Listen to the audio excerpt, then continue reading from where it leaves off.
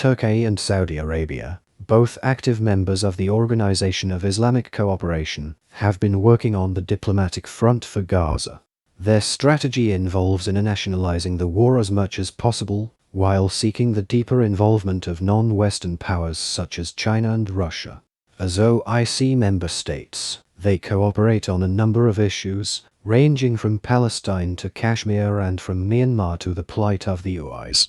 The Palestine issue was not only instrumental in their cooperation, but it was also an important issue in Turkey's membership of the OIC, which came in response to a 1969 arson attack on Al-Aqsa Mosque in Jerusalem.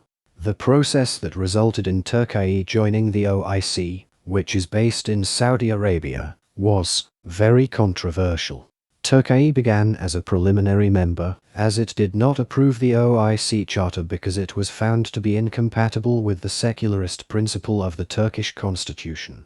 The leftist Republican People's Party opposed Turkey's participation in Islamic forums and organizations.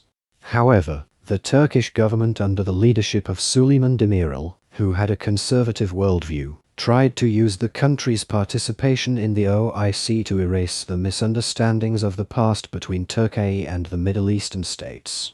Both domestic and external political developments pushed Demirel to send Turkey's foreign minister to the first meeting of the OIC in Rabat in 1969.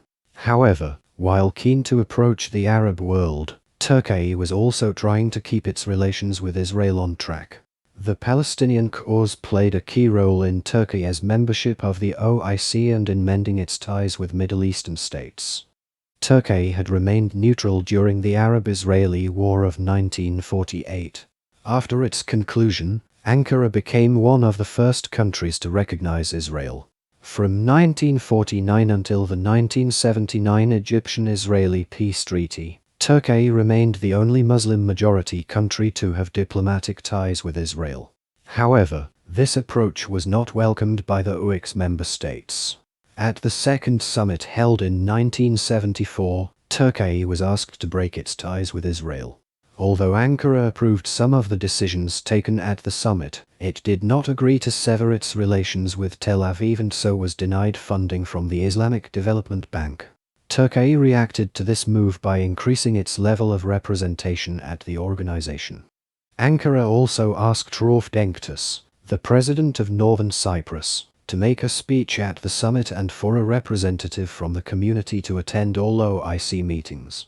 Turkey's requests were accepted and it was also allowed to host an OIC meeting in Istanbul. Denktaş delivered his speech at the 7th Islamic Conference of Foreign Ministers held in the Ataturk Cultural Center in Istanbul in May 1976. It was agreed that representatives of the Turkish Muslim community of Cyprus be invited to attend future meetings of the OIC. It was at this conference that Turkey agreed to allow the Palestine Liberation Organization to open an office in Ankara without any conditions. Thus, the Palestinian cause played a key role in Turkey's membership of the OIC and in mending its ties with Middle Eastern states. This is also the case at present. Over the last 3 weeks, the Turkish and Saudi foreign ministers, along with their counterparts from other OIC states, have undertaken a globetrotting mission seeking international action to stop the war in Gaza and to push for humanitarian aid to be allowed into the Strip. The delegation has held meetings in Beijing, Moscow, London, Paris, Barcelona, the US and Canada. In a photo taken on the last leg of their trip, the Saudi, Turkish and Palestinian foreign ministers were all present.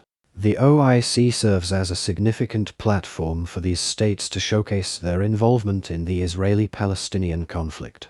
For decades, the question of Palestine has maintained a prominent place in the official Saudi and Turkish positions. In particular, Gaza has remained central due to the unjust blockade imposed by Israel. Palestinian self-determination still holds importance in the minds of their populations. The OIC serves as a significant platform for these states to showcase their involvement in the Israeli-Palestinian conflict. Although the OIC has the potential to play a pivotal role in advocating for peace and justice in the conflict, it is imperative that its members should take more steps to get involved in the process to ensure that the suffering of the Palestinian people comes to an end.